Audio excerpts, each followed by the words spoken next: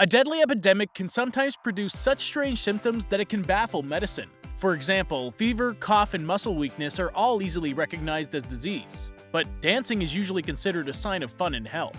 However, in Europe in the Middle Ages, there occurred an outbreak of such a sickness whose symptoms were quite rare. In this episode of Simple Infographic, we'll discuss the deadly dancing plague that still defies explanation. It happened in 1518 in Strasbourg, which at the time was part of the Roman Empire. A woman by the surname of Trophia appeared in the street, and she began to dance. True, her dancing wasn't exactly pleasant, it appeared more like twitching and convulsions than actual dance moves. This caused confusion among her neighbors. As a rule, in the Middle Ages, any inexplicable actions were attributed to the workings of the devil. This episode with Madame Trophia was no exception. Soon, the population became seriously concerned about the occurrence since the woman had been dancing non-stop for about a week. An additional 34 strange dancers also appeared in the streets. Over the course of that month in Strasbourg, about 400 people took up dancing without any sleep or rest, the majority of them women. Once they began dancing, people did not stop. They didn't eat, didn't sleep, didn't go home, and didn't have control over their own bodies. They would dance for as long as they had the strength to.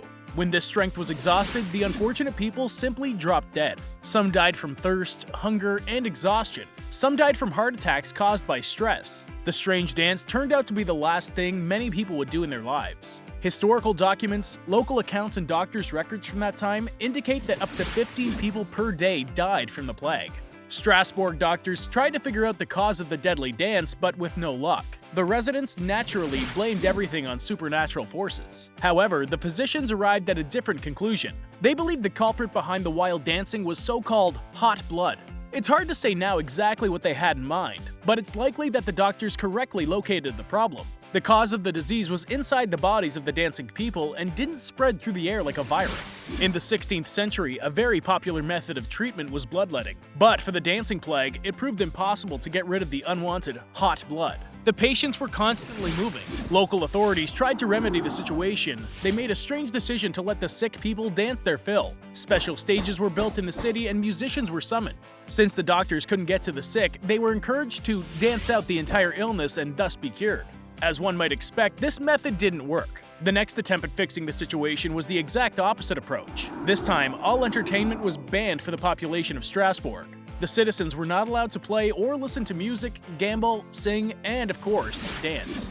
Along with the bans on entertainment, various religious rites were held in churches, with the aim of ridding the city of the infection and saving the unfortunate. For the next few weeks, the sick danced in the street day and night, but then the epidemic gradually subsided. It's unknown what stopped it from spreading further, whether it was prayer, the societal bans, or it just went away on its own. Many of those stricken with the mysterious plague were able to regain control of their bodies and get back to their normal lives. However, according to some historians, the survivors would be periodically tormented with tremors in their limbs, although for the majority, their dance battle ended in death. While the sickness subsided in Strasbourg, it didn't die off completely. It continued to make itself known for a long time, flaring up in various European cities until the 17th century. There are also claims that the epidemic in 1518 was far from the first such event.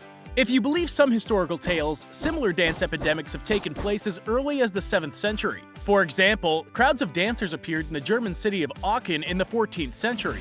Residents that met them were sure that the dancers were devil-inspired. What was the actual cause of such a strange disease? This question has been asked for several centuries by doctors, scientists, and religion leaders. Modern science offers two possible answers. The first theory is that ergo was the cause. This is a parasitic fungus that grows on cereal grain crops and contains psychoactive substances similar to LSD. In today's world, it can be easily combated. But medieval farmers didn't know anything about the harmful fungus and unknowingly collected the infected wheat from their fields, made it into flour, and baked bread from it. It's quite possible bread was the main way the ergo found its way into human bodies. Then, the narcotic components of the bread took effect, clouding people's consciousness and putting them into an uncontrollable trance-like state. This theory is supported by the fact that several regions around Strasbourg also saw outbreaks of the dancing plague after 1518. This suggests that their fields could have also been infected with ergo.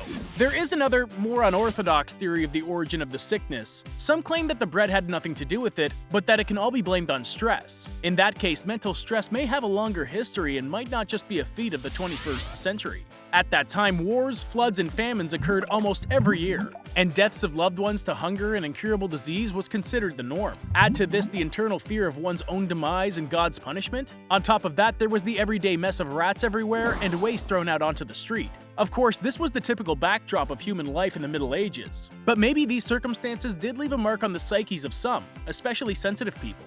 And from there, a kind of mental disorder manifested itself. Today, it's almost impossible to determine the cause of the dancing plague. Several centuries have passed since the largest outbreaks of the disease, and luckily it's not observed today. And so, we can only attempt to guess. Write us your theory in the comments. What triggered the dancing plague? Subscribe to Simple Infographic to keep up with all the most amazing stories and fun facts. See you in the next one.